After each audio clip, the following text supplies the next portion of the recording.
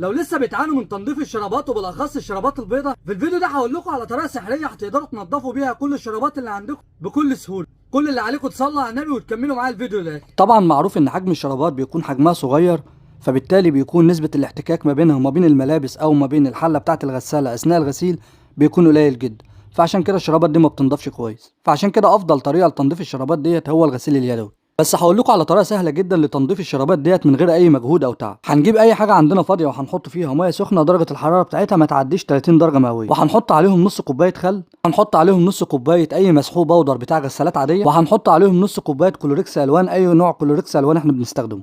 هنقلبهم في بعض كويس، وبعد كده هنجيب الشرابات اللي عندنا ونحطهم في الخلطه ديت لمده نص ساعه. بعد كده بقى هنجيب ازازه فاضيه زي اللي انتوا شايفينها دي، وهنجيب اي فرشه عندنا ناعمه وهنلبس فيها الشرابات بالشكل اللي انتوا شايفينه وبالفرشه وهندعكها بيها. وبعد ما نخلص بقى هنجيب اي حاجه فيها شويه ميه عاديه وهنبدا نشطفها عادي خالص، وهتلاقيها نضفت معاكم بالشكل اللي انتوا شايفينه ده. ما تنساش تعمل لايك وشير عشان غيرك يستفاد.